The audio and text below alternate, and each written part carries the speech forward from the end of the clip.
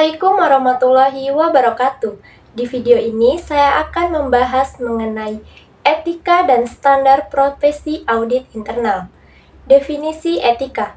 Etika secara luas berarti keseluruhan norma dan penilaian yang dipergunakan oleh masyarakat untuk mengetahui bagaimana manusia seharusnya menjalankan kehidupan. Etika secara sempit yaitu berarti seperangkat nilai atau prinsip moral yang berfungsi sebagai panduan untuk berbuat, bertindak, atau berperilaku. Karena berfungsi sebagai panduan, prinsip-prinsip moral tersebut juga berfungsi sebagai kriteria untuk menilai benar atau salahnya perbuatan atau perilaku. Pengertian kode etik adalah nilai-nilai, norma-norma, atau kaidah-kaidah untuk mengatur perilaku moral dari suatu profesi melalui ketentuan-ketentuan tertulis yang harus dipenuhi dan ditaati setiap anggota profesi. Tujuan utama kode etik terdapat dua tujuan utama dari kode etik. Yang pertama, kode etik bertujuan melindungi kepentingan masyarakat dari kemungkinan kelalaian, kesalahan, atau pelecehan, baik disengaja maupun tidak disengaja oleh anggota profesi. Yang kedua, kode etik bermaksud melindungi keluhuran profesi dari perilaku-perilaku menyimpang oleh anggota profesi. Syarat kode etik optimal agar kode etik dapat berfungsi dengan optimal. Minimal ada dua syarat yang harus dipenuhi. Yang pertama, kode etik harus dibuat oleh profesinya sendiri. Kode etik tidak akan efektif apabila ditentukan oleh pemerintah atau instansi di luar profesi itu. Yang kedua, pelaksanaan kode etik, yaitu harus diawasi secara terus-menerus. Setiap pelanggaran akan dievaluasi dan diambil tindakan oleh suatu dewan yang khusus dibentuk. Peran etika dalam profesi auditor yang pertama, audit membutuhkan pengabdian yang besar pada masyarakat dan komitmen moral yang tinggi.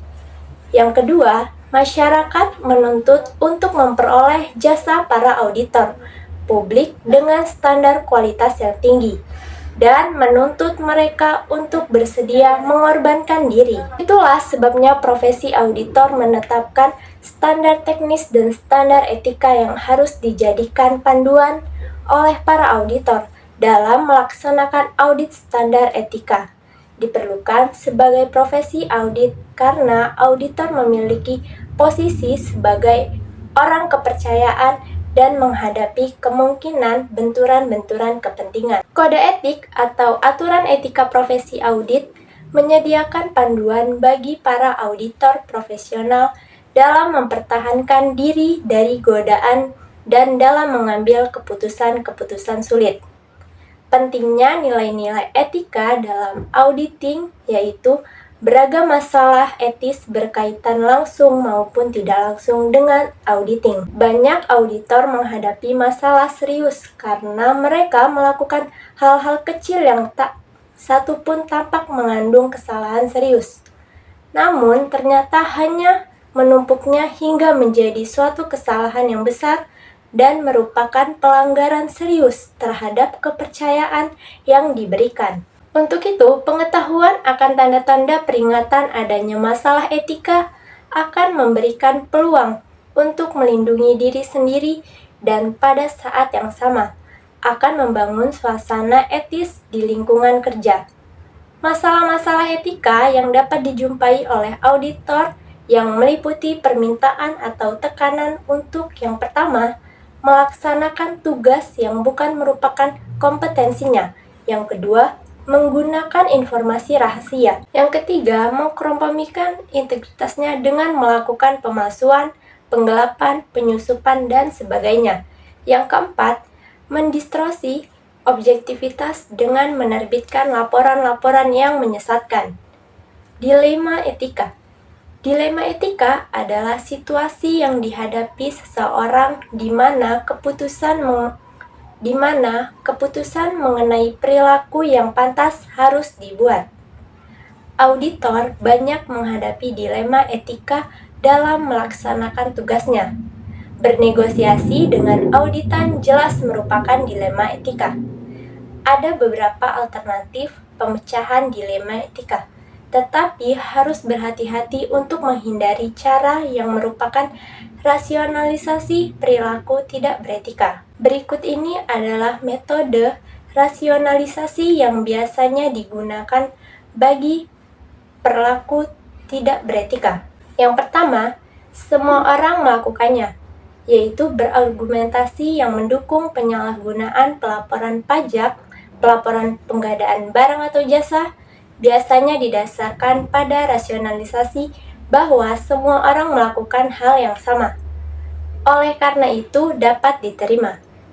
Yang kedua, jika itu ilegal, maka itu beretika menggunakan argumentasi bahwa semua perilaku legal adalah beretika sangat berhubungan dengan ketepatan hukum dengan pemikiran ini.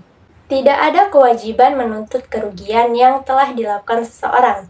Yang ketiga, kemungkinan ketahuan dan konsekuensinya, yaitu pemikiran ini bergantung pada evaluasi hasil ditemukan seseorang. Umumnya, seseorang akan memberikan hukuman konsekuensi pada temuan tersebut. Pemecahan dilema etika. Berikut ini merupakan pendekatan sederhana untuk memecahkan dilema etika. Yang pertama, dapatkan fakta-fakta yang relevan. Yang kedua, identifikasi isu-isu etika dari fakta-fakta yang ada. Yang ketiga, tentukan siapa dan bagaimana orang atau kelompok yang dipengaruhi oleh dilema etika. Yang keempat, identifikasi alternatif-alternatif yang tersedia bagi orang yang memecahkan dilema etika. Yang kelima, identifikasi konsekuensi yang mungkin timbul dari setiap alternatif. Yang keenam, tetapkan tindakan yang tepat. Kode Etik Akuntan Indonesia. Etika profesional bagi praktik akuntan di Indonesia ditetapkan oleh Ikatan Akuntan Indonesia dan disebut dengan Kode Etik Akuntan Indonesia. Dalam hubungan ini perlu diingat bahwa IAI adalah satu-satunya organisasi profesi akuntan di Indonesia. Anggota IAI meliputi auditor dalam berbagai jenisnya, termasuk auditor independen atau publik, auditor internal dan auditor pemerintah, akuntan manajemen, dan akuntan pendidik. Oleh sebab itu, Kode Etik IAI berlaku bagi semua anggota IAI, tidak terbatas pada akuntan anggota IAI yang berpraktik sebagai akuntan publik. Prinsip-prinsip etika dalam Kode Etik IAI ada 8, yaitu yang pertama, tanggung jawab, yang kedua, kepentingan umum, yang ketiga, integritas, yang keempat, objektivitas, yang kelima, kompetensi dan kehati-hatian, yang keenam, kerahasiaan, yang ketujuh, perilaku profesional, dan yang terakhir, standar teknis. Pengendalian mutu audit.